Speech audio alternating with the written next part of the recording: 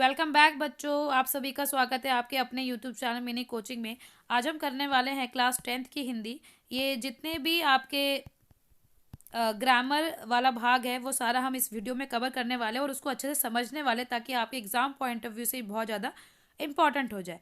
अगर अभी तक आपने हमारे वीडियो को लाइक नहीं किया तो लाइक करें, चैनल को सब्सक्राइब करें और अपने दोस्तों के साथ शेयर करना तो बिल्कुल ना भूलें। चलिए बच्चों, शुरू करते हैं। यहाँ मैं जितने भी क्वेश्चन करवाने वाली हूँ वो आपके एग्ज़ाम, मतलब आपके जब अभी तक जितने भी बोर्ड एग्जाम हुए हैं उनके पेपरों से उठाएगा ये क्वेश्चन है। आई होप आपको अच्छे लगेंगे। चलिए बच्चों, शुरू करते हैं। तो सबसे पहले मैं आपको ग्रामर पोर्शन पे ले आती हूँ। तो यहाँ पर देखिए बच्चों, निर्देश अनुसार किन्हीं 3 प्रश्नों के उत्तर दीजिए। तो ये तो प्रीवियस ईयर पेपर है, पर आपके जो रिसेंटली पेपर आ रहे हैं वहाँ पर आपको बच्चों ऑप्शन मिलता है। तो आप घबराइएगा नहीं, क्योंकि यहाँ पर आपके पास ऑप्शन नहीं है, पर आपका जो अभी रिसेंटली पेपर आएगा वहाँ ऑप्शन होंगे। तो शुरू करते हैं। सबसे पहले आपसे पूछा गया है, मैंने उस व्यक्ति को देखा जो पीड़ा से कराह रहा था। तो यहाँ पर आपको संयुक्त वाक्य में इसको बदलना है। तो जब भी संयुक्त वाक्य में बदलते हैं तो वहां पर और, लेकिन इससे शब्द जुड़ते हैं। पर जब भी जो त्यों से जुड़े तो वो शब्द कौन सा थे? मिश्रित वाक्य के। तो अगर ये पूछा भी जाता आपसे कौन सा वाक्य, तो आप इसको क्या लगाते? मिश्रित वाक्य। अब आपको इसको संयुक्त वाक्य में बदलना है। तो मैं किस प्रकार इसको बदलूंगी, आप ध्यान से सुनिए। मैंने उस व्यक्ति को देखा और वह पीड़ा से कराह रहा था। मैंने उस व्यक्ति को देखा और वह पीड़ा से कराह रहा था। वह पीड़ा से करा रहा था, मैंने उस व्यक्ति को देखा, ये दोनों एक स्वतंत्र शब्द हो गए, मतलब स्वतंत्र वाक्य हो गए, और मैंने इनको और से क्या कर दिया? कनेक्ट कर दिया। आई होप आपको ये क्लियर हुआ हो। सेकंड है, जो व्यक्ति परिश्रमी होता है वह अवश्य सफल होता है। तो यहाँ पर ये क्या है? ये एक संयुक्त वाक्य है, यानी कि दो एक स्वतंत्र वाक्य, इन दोनों को जोड़ा हुआ है। तो आपको एक सरल वाक्य में इसको बदलना है। जो व्यक्ति परिश्रमी होता है वह अवश्य सफल होता है। तो आपको इसमें क्या करना है? सरल वाक्य में बदलना है। परिश्रमी व्यक्ति अवश्य सफल होता है। तो ये एक सरल वाक्य में बदल गया। परिश्रमी व्यक्ति अवश्य सफल होता है। अब इसी का पॉइंट गा, वह कौन सी पुस्तक है जो आपको पसंद है? वह कौन सी पुस्तक है जो आपको पसंद है? रेखांकित उपवाक्य का भेद लिखिए। तो उपवाक्य का भेद लिखना है। तो यहाँ पर एक वाक्य आपको दिखाई दे रहा है, वह कौन सी पुस्तक है। तो इसका भेद बताना है कि ये क्या है। तो इसका जो भेद होगा ये होगा प्रधान भेद है, और ये मुख्य उपवाक्य, यानी कि वह कौन सी पुस्तक है। अगर आप इसको हटा दो, वह कौन सी पुस्तक है आपको पसंद है, तो ये जो वाक्य है इसका कोई अर्थ रह ही नहीं जाएगा। तो ये जो है वो प्रधान उपवाक्य है। बच्चों, आजकल तो ये आपके एग्जाम में पूछे नहीं जाते कि कौन से वाक्य हैं, फिर भी आप इसको पढ़ लें, क्या पता आ जाए। कश्मीरी गेट के निकलसन कब्रगाह में उनका ताबूत उतारा गया। तो आपको ये मिश्र वाक्य में बदलना है। और मिश्र वाक्य में आपको जहां वहां ऐसे शब्द निकाल लें। तो हम इसे बनाने की कोशिश करते हैं। कश्मीरी गेट में जो निकलसन कब्रगाह है, कश्मीरी गेट में जो निकलसन कब्रगाह में है, वहां उनका ताबूत उतारा गया। तो इस तरह से आप इसको बना सकते हैं मिश्र वाक्य में। अब है आपका प्रश्न संख्या 4। निम्नलिखित वाक्यों में से किन्हीं 4 वाक्यों का निर्देश अनुसार वाच्य परिवर्तन करना है। बच्चों, आपको क्या करना है? वाच्य परिवर्तन करना है। तो सबसे पहला क्या? बाल गोविंद भगत प्रभातियां गाते थे। तो आपको कर्म वाच्य बदलनी है। जब भी आपको कर्म वाच्य बदलनी है तो आप इसमें आएगा द्वारा। क्या आएगा? द्वारा। तो हम इसको बदलते हैं, बाल गोविंद भगत द्वारा प्रभातियां गाई जाती थी। तो बहुत आसान है। जब भी आपको, ये इसकी एक ट्रिक है कि क्रम वाच्य में बदले तो आप उस सेंटेंस में द्वारा फिक्स करेंगे, और द्वारा आपको इस तरह से फिक्स करना है कि वो एक मीनिंगफुल सेंटेंस बन जाए। तो हम यहाँ फिक्स कर देते हैं, बाल गोविंद भगत द्वारा प्रभातियां गाई जाती थी। बीमारी के कारण वह यहाँ ना आ सके। तो आपको भाववाच्य में बदलना है।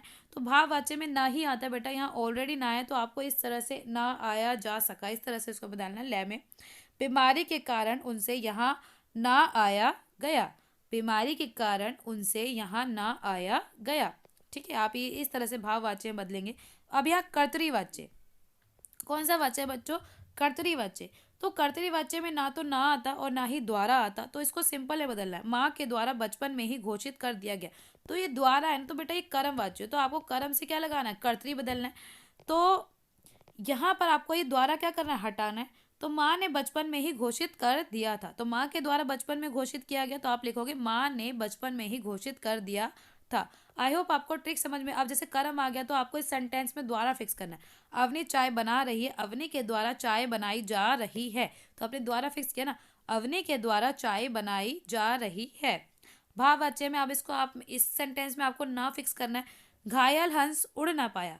घायल हंस से उड़ा नहीं जा सका, घायल हंस से उड़ा ना गया, या फिर आप लिखोगे घायल हंस से उड़ा ना जा सका, दोनों सही है। घायल हंस से उड़ा ना गया, घायल हंस से उड़ा ना जा सका। तो आप जो भी लिखना चाहे आप वो लिख सकते हो। तो आपको ये भाववाची, इसको ना इंग्लिश में डायरेक्ट और इनडायरेक्ट स्पीच कहते हैं बच्चों। अब है आपका नेक्स्ट प्रश्न, जिसमें आपके ग्रामर में है, निम्नलिखित वाक्यों में से किन्हीं 4 रेखांकित पदों का पद परिचय करना है। बच्चों पद परिचय क्या होता है, इसको मैं अगर आपको सिंपल बताऊं तो आपको पोस्टमार्टम करना है, जहां पर आपको संज्ञा, सर्वनाम, क्रिया, विशेषण, आप जितनी चीज़ें बता सकते हो आप उतनी बताएंगे। और यहाँ तक मैं मानती हूँ अगर आप 3 से 4 चीज़ें बता दो तो इनफ है। 3 भी अगर आपने सही छाट लिया, 4 छाट ली, तो आपको बिल्कुल 1 नंबर तो आपका फिक्स है। दादी जी प्रतिदिन समाचार पत्र पढ़ती हैं। अब पढ़ती क्या है, संज्ञा है, सर्वनाम है, क्या है, क्रिया है। अब क्रिया का कौन सा भेद है, सकर्मक क्रिया या अकर्मक क्रिया। अगर आप अपने वाक्य से प्रश्न करें और प्रश्न के बाद आपको उत्तर मिल जाए तो वो सकर्मक होती है, और उत्तर ना मिले तो वो क्या होती है, अकर्मक क्रिया होती है। तो यहाँ पर दादी जी क्या पढ़ती है, समाचार पत्र ना, तो आपको उत्तर मिल गया, तो ये सकर्मक क्रिया है। तो सबसे पहली चीज हुई क्रिया, दूसरी चीज हुई सकर्मक क्रिया। अब पढ़ती है एक वचन है कि द्विवचन, एक वचन, स्त्रीलिंग है या पुल्लिंग, स्त्रीलिंग, काल बता सकते हो आप कि वर्तमान काल है, भूतकाल है या भविष्य काल। दादी जी प्रतिदिन समाचार पढ़ती है, तो काल बेटा ये वर्तमान काल है। तो आपने 3-4 चीजें बता दी, इनफ है। बस इसके बाद है आपका, रोहन यहाँ नहीं आया था, तो यहाँ पर रेखांकित यहाँ बताना है कि यहाँ क्या था। तो यहाँ आया था, ये भी बेटा यहाँ नहीं आया था, तो ये क्रिया विशेषण है। नहीं क्या है, क्रिया, और क्रिया की विशेषता बता रहा है यहाँ। तो ये कौन सी क्रिया विशेषण, ये है स्थानवाचक क्रिया विशेषण। कौन सी क्रिया विशेषण है, स्थानवाचक क्रिया विशेषण। बस इसमें और कुछ तो बताया जाएगा नहीं बच्चों, क्योंकि यहाँ तो वैसे आप बता सकते हो कि यहाँ एक अवयव होता है, पर वो इतना मैटर नहीं करता। अगर आप लिखना चाहते हो तो अवयव लिख सकते हो। वे बेटा क्या है, संज्ञा या सर्वनाम, वे है सर्वनाम। तो सबसे पहले चीज होगी सर्वनाम। अब कौन सी सर्वनाम है, सर्वनाम जो होता है उसके कुछ भेद होते हैं। तो ये पहला जो सर्वनाम है जिसको हम बोलते हैं पुरुषवाचक सर्वनाम। अब पुरुषवाचक सर्वनाम भी 3 तरह का होता है, उत्तम सर्वनाम, मध्य सर्वनाम और अन्य पुरुषवाचक सर्वनाम। तो ये कौन सा है, ये बेटा है अन्य पुरुषवाचक सर्वनाम। तो यहाँ पर आएगा आपका अन्य पुरुषवाचक सर्वनाम। अब क्या है, स्त्रीलिंग या पुल्लिंग, तो ये है वे, पुल्लिंग है। एक वचन की बहुवचन, बहुवचन है। तो बस आपको ये 3-4 चीजें बतानी थी, इनफ है। अब इसके बाद है आपका घ, जिसमें आपसे पूछा गया है, परिश्रमी अंकिता अपना काम समय से पूरा कर लेती है। तो यहाँ आपको परिश्रमी बताना है। तो परिश्रमी क्या है, क्योंकि अंकिता एक लड़की है, और जब भी संज्ञा के बारे में कुछ बताया जाए तो संज्ञा की विशेषता बताई जाए तो वो विशेषण होता है। तो यहाँ पर परिश्रमी जो है वो विशेषण है। और कौन सा विशेषण है, गुणवाचक, क्योंकि अंकिता को गुण बताया जा रहा है, तो यहाँ पर विशेषण है और गुणवाचक विशेषण है। परिश्रमी स्त्रीलिंग है या पुल्लिंग है, स्त्रीलिंग है। एक वचन है या बहुवचन, एक वचन है। इसके बाद है आपका नेक्स्ट, रवि रोज सवेरे दौड़ता है। तो रवि क्या है, संज्ञा है। कौन सी, एक वचन की बहुवचन, एक वचन। पुल्लिंग या स्त्रीलिंग, पुल्लिंग। अब कौन सी संज्ञा है, व्यक्तिवाचक, जातिवाचक, भाववाचक, कौन सी, व्यक्तिवाचक। कितना आसान था। आई होप आपको पद परिचय करना आया हो। अब है आपका, निम्नलिखित में से किन्हीं 4 प्रश्नों के उत्तर दीजिए। तो यहाँ पर आपको रसों के उदाहरण देने हैं। करुणा रस का एक उदाहरण दीजिए। करुणा रस, करुणा रस का आपको क्या देना है बच्चों, एक उदाहरण देना है। फिर उसी तरह से आपको बाकियों के उदाहरण देने। करुणा रस क्या होता है, करुणा का मतलब होता है जब हम रोते हैं तो उसको करुणा रस होता है। तो आप इस यहाँ पर एक, यहाँ तो एक नीचे पोयम है, उसके प्रश्न दिए गए हैं, तो मैं आपको यही बता देती हूँ कि करुणा रस का उदाहरण क्या होता है। जैसे बच्चे को देख के माँ की ममता झलका, यानी कि माँ रोने लगी ना, तो वो करुणा रस था। जब भी कोई रोता है ना तो बच्चों उसको करुणा रस ही बोलते हैं। निम्नलिखित काव्य पंक्तियों में निहित रस पहचान कर लिखिए। तो आपको रस का पहचान कर लिखना है। तंबूरा ले मंच पर बैठा प्रेम प्रताप, साज मिले 15 मिनट, घंटा भर आलाप, राग में मारा गोता, धीरे धीरे खिसक चुके थे सारे श्रोता। तो यहाँ पर एक व्यक्ति है जो मंच पे बैठा हुआ है, और उसके बारे में बताया है कि मारा गोता, धीरे धीरे जितने भी सुनने वाले लोग थे वो धीरे धीरे करके क्या कर चुके थे, खिसक चुके। तो यहाँ पर बताना है कि कौन सा रस है। तो यहाँ पर हंसने वाला रस है, तो आप लिखोगे हास्य रस। कौन सा रस है, हास्य रस। इसके बाद है गा, उत्साह किस प्रकार का स्थायी रस है? उत्साह में किस प्रकार का स्थायी रस होता है? उत्साह में होता है वीर रस। कौन सा रस होता है बच्चों? उत्साह में होता है वीर रस। वात्सल्य रस में किस प्रकार का स्थायी है? वात्सल्य में रस होता है वात्सल्य, यानी कि जो ममता होती है, जो प्रेम होता है, तो उसमें आओगे वत्सल। तो वात्सल्य में कौन सा स्थायी रस है? वत्सल। श्रृंगार रस के कौन से दो भेद हैं? श्रृंगार रस के दो भेद हैं, संयोग श्रृंगार और वियोग श्रृंगार। में एक होता है संयोग की, दो जो प्रेम और प्रेमी होते हैं वो एक दूसरे को मिलते हैं तो संयोग, और वो दूसरे से बिछड़ जाते हैं तो वियोग। अब यहाँ प्रेम प्रेमी बेटा जो भक्त और भगवान होता है उसके बीच का संबंध है, इससे ज़्यादा यहाँ पर कुछ नहीं है। अब यहाँ पर एक नेक्स्ट पेपर है जिसका, ये भी एक बोर्ड का ही पेपर है और उसके ही हम प्रश्नों के बारे में अच्छे से पढ़ने वाले हैं। तो सबसे पहले है आपका प्रश्न 2, जिसमें क्या करना है बच्चों, आपको क में पत्थर की मूर्ति पर चश्मा असली था, संयुक्त वाक्य में इसको बदलना है। तो यहाँ पर आपको वाक्य का परिवर्तन करना है। मैं बार बार बता रही हूँ कि अब आप बच्चों आपको ऑप्शन मिलेंगे, पहले आपको ऑप्शन नहीं मिलते थे। इनकेस अभी ना मिले इसलिए आप इसको अच्छे से पढ़ के और समझ के जाइए। तो पत्थर की मूर्ति पर चश्मा असली था, संयुक्त वाक्य में आपको बदलना है। तो आपको बता ले, इसको संयुक्त वाक्य में बदलना है। पत्थर की मूर्ति पर चश्मा असली था, इसको संयुक्त वाक्य में किस तरह से बदला जाएगा? पत्थर की मूर्ति थी परंतु चश्मा असली था, तो आप कैसे बदलेंगे? पत्थर की मूर्ति थी परंतु चश्मा असली था।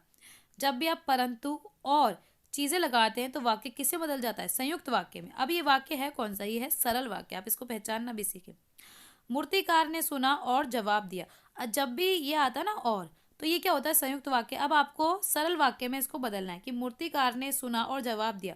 तो आप इसको कैसे लिखेंगे? मूर्तिकार ने सुनकर जवाब दिया। तो सरल वाक्य में किस तरह से बदला? मूर्तिकार ने सुनकर जवाब दिया। काशी में संगीत आयोजना की एक प्राचीन एवं अद्भुत परंपरा है। तो आपको इसको किस में बदलना है? आपको इसमें बदलना है मिश्र वाक्य में। मिश्र वाक्य वो वाक्य होते हैं जो वाक्य एक दूसरे पर आधारित होते हैं, एक के बिना दूसरे का कोई मोल नहीं रहता। तो मैं आपको इसको बदल के दिखाती हूँ, मैं एक बार दोबारा पढ़ती हूँ। काशी में संगीत आयोजना की एक प्राचीन एवं अद्भुत परंपरा है। तो मिश्र वाक्य में ये बदलेगा, काशी में संगीत आयोजन की जो एक परंपरा है वह प्राचीन एवं अद्भुत है। काशी में संगीत आयोजन की जो परंपरा है वह प्राचीन एवं अद्भुत है। इस तरह से बदलेगा। एक चश्मे वाला है जिसका नाम कैप्टन है। आश्रित उपवाक्य छांटकर भेद लिखिए। तो आपको बताना है कि इसमें से आश्रित उपवाक्य कौन सा है। तो जो जिसका नाम कैप्टन है वो आश्रित उपवाक्य है। कौन सा? ये प्रधान है और ये आश्रित उपवाक्य है। आई होप आपको ये समझ में आया हो।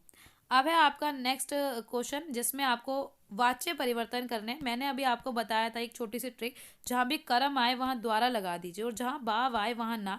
कभी कभी इसमें ऑलरेडी ना नहीं होता है तो आपको उसको लय में लेके जाना होता है। कर्तृवाच्य जो होता है वो सिंपल वाक्य होता है और कर्म वाच्य वही जिसमें द्वारा आएगा। तो चलिए बच्चों उसको फिक्स करते। नेताजी ने देश के लिए अपना सब कुछ त्याग दिया। तो आपको इसमें क्या करना है? आपको बच्चों इसमें द्वारा फिक्स करना है। अब आप इस किस तरह से इसमें जो द्वारा को फिक्स करेंगे वो हम देखते हैं। तो मैं बताती हूँ, नेताजी ने देश के लिए अपना सब कुछ त्याग दिया। नेताजी के द्वारा देश के लिए सब कुछ त्याग दिया गया। नेताजी के द्वारा देश के लिए सब कुछ त्याग दिया गया। तो आई होप आपको ये समझ में आया कि हमने कैसा किया। मैं दोबारा बताती हूँ, नेताजी के द्वारा देश के लिए सब कुछ त्याग दिया गया। अब इसको खा में आपको भाववाचक में बदलना है। दर्द के कारण वह खड़ा ही नहीं हुआ। दर्द के कारण वह खड़ा ही नहीं हुआ। दर्द के कारण उसे खड़ा ही होया नहीं गया। दर्द के कारण उसे खड़ा नहीं हुआ गया। तो आप इसको ऐसे लिख सकते हैं, दर्द के कारण उसे खड़ा नहीं हुआ गया। आई होप आपको ये क्लियर हो रहा हो। अब है आपका पॉइंट गा, परीक्षा के बारे में अध्यापक द्वारा कहा गया। अब इसको कर्तरी यानी कि सरल वाच्य में आपको इसको बदलना है। तो आप लिखेंगे, परीक्षा के बारे में अध्यापक ने क्या कहा। परीक्षा के बारे में अध्यापक ने क्या कहा। परीक्षा के बारे में अध्यापक ने क्या कहा। तो ये गया हट जाएगा और द्वारा हट जाएगा। परीक्षा के बारे में अध्यापक ने क्या कहा। अब है घ, नवाब साहब ने हमारी ओर देखकर कहा कि खीरा लजीज होता है। कर्म वाच्य में इसको बदलना है। तो नवाब साहब द्वारा हमारी ओर देखकर कहा गया कि खीरा लजीज होता है। नवाब साहब द्वारा हमारी ओर देखकर, नवाब साहब द्वारा हमारी ओर देखकर कहा गया कि खीरा लजीज होता है। आई होप आपको क्लियर हुआ। जैसे यहाँ से ने हटा, यहाँ द्वारा आ गया। तो इसी तरह जहाँ से यहाँ से द्वार हटेगा तो यहाँ पर नहीं आ जाएगा। तो आपको इसको एज सिंपल एज दैट, बस इसको आपको समझना है कि आपको किस तरह से उसको हटाना और क्या चीज़ें आपको उसको उसमें जोड़नी है। अब है आपका प्रश्न संख्या 4, निम्नलिखित वाक्यों के रेखांकित पदों का पद परिचय लिखना है। तो पद परिचय आप किस तरह से लिखेंगे? सबसे पहला का में आपसे पूछा गया है आजकल प्रदूषण तेजी से फैल रहा है। तो आपको बताना है कि जो आजकल है प्रदूषण तेजी से फैल रहा है, तो इसमें प्रदूषण क्या है। तो प्रदूषण का आपको पूरा चीज करनी है। प्रदूषण बेटा एक संज्ञा है। कौन सी संज्ञा है? व्यक्ति, जाति या भाव। तो बच्चों ये भाववाचक संज्ञा है। अभी ये स्त्रीलिंग है, ये पुल्लिंग, ये पुल्लिंग है, ये एक वचन है या बहुवचन? तो ये एक वचन है। वक्त काटने के लिए खीरे खरीदे होंगे। अब ये क्रिया है, क्योंकि जब भी हम कोई चीज खरीदते हैं तो वो होता है खरीदना क्रिया। अब ये कौन सी क्रिया है? सकर्मक या अकर्मक? ये सकर्मक है, क्योंकि क्या खरीदा? खीरे खरीदने, जवाब मिल गया, तो ये सकर्मक क्रिया है। स्त्रीलिंग है या पुरलिंग? तो बच्चों होंगे, तो ये है पुरलिंग। एक वचन है कि बहुवचन? बहुवचन, क्योंकि खरीदे और होंगे ये दोनों ही पुरलिंग है, तो ये क्या होगा? बहुवचन होगा, क्योंकि होंगे ना तो हमें नहीं पता कितने हो सकते हैं, तो बहुवचन। और ये कौन सा काल है? वर्तमान काल, भविष्य काल या भूतकाल? खरीदे होंगे भैया हमें नहीं पता वो कब खरीदे, कल की परसों, तो ये कौन सा काल है? भूतकाल है। आई होप आपको ये क्लियर हुआ हो। अब है आपका इसका पॉइंट का नवाब साहब थक कर लेट गए। तो थकना भी बच्चों क्या है? क्रिया है। पर ये जो लेटना है ना, ये क्रिया है। तो ये लेटने की विशेषता बता रहे थक कर, तो ये क्रिया विशेषण है। कौन सी विशेषण है? क्रिया विशेषण। तो बस आपको इसमें यही बताना है, क्योंकि जो क्रिया विशेषण है कौन सी है, तो ये है बेटा रीतिवाचक क्रिया। कौन सी क्रिया है? रीतिवाचक क्रिया। मैदा भी मेरा कमजोर है। तो मेरा क्या है? ये है सर्वनाम। कौन सा सर्वनाम है ये आपको ये बताना है। ये बच्चों मेरा जो है आपका, इसमें कई तरह के पुरुष होते हैं, है ना। सबसे पहला उत्तम पुरुष, फिर मध्यम पुरुष, फिर अन्य पुरुष। तो ये बच्चा उत्तम पुरुष है। कौन सा है? उत्तम पुरुष है। फिर इसमें कौन सा वचन है? एक वचन है। और स्त्रीलिंग है या पुरलिंग? पुरलिंग है। तो बस आपको ये बताना था। अब है आपका नेक्स्ट प्रश्न, जिसमें आपको रस पहचानने होते हैं। तो आपका जो सबसे पहला रस है, ये आपको कविता पढ़नी है। कविता के बाद आपको रस पहचानना है। उस काल मारे क्रोध के तनु कांपने लगा उनका, मानो हवा के जोर से सोता हुआ सागर जगा।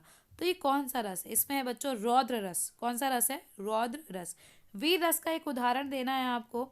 आपको वीर, जैसे वीर रस को कोई आपको ऐसी कविता बताने जैसे वीरता झलक, वीर तुम बड़े चलो, धीर तुम बड़े चलो। तो इस तरह से आप एक कोई भी पंक्ति लिख सकते हैं। तो ये होता है वीर रस। अब है आपका शांत रस का स्थायी भाव क्या है? जो शांत रस होता है उसका स्थायी भाव आपको बताना है कि उसका स्थायी भाव होता है निर्भेद। क्या होता है? निर्भेद। निर्भेद शांत रस का स्थायी भाव होता है। उद्दीपन से आप क्या समझते हैं? उद्दीपन का मतलब ये होता है कि आपके आसपास की वो चीज़ें जिसको देख के आप रिएक्ट कर पा रहे हो, यानी जिसको देख के आप प्रतिक्रिया दे पा रहे हो, उसको बोलते हैं उद्दीपन। समझ में आया? हमारे आसपास की वो चीज़ें जिसको देख कर हम रिएक्ट कर पाते हैं या हमारा रिएक्शन बन जाता है, तो उसको बोलते हैं उद्दीपन। स्थायी भाव से क्या अभिप्राय है? स्थायी भाव का मतलब है जो हमारे दिल में जो भाव होते हैं उसको बोलते हैं हम स्थायी भाव। हमारे मन में ना, हमारे हृदय में कुछ भाव हमेशा ही अंदर प्रेजेंट रहते हैं, तो उसको बोलते हैं। अभी कोई सिचुएशन हुई, किसी को देख के, उस सिचुएशन को देख के रोना आता है, तो किसी को इस सिचुएशन को देख के हंसी आ रही, तो वो उसके अंदर के स्थायी भाव थे जो उसने प्रकट कर दिए। तो सबके स्थायी भाव अलग होते हैं। स्थायी भाव वो होते हैं जो एक हृदय के अंदर स्थायी रूप से मौजूद होते हैं, तो उसको बोलते हैं स्थायी भाव। आई होप बच्चों आपको ये वीडियो पसंद आई। अगर आपको वीडियो पसंद आई तो वीडियो को लाइक करें, शेयर करें और आपके अपने चैनल मिनी कोचिंग को सब्सक्राइब करना ना भूलें।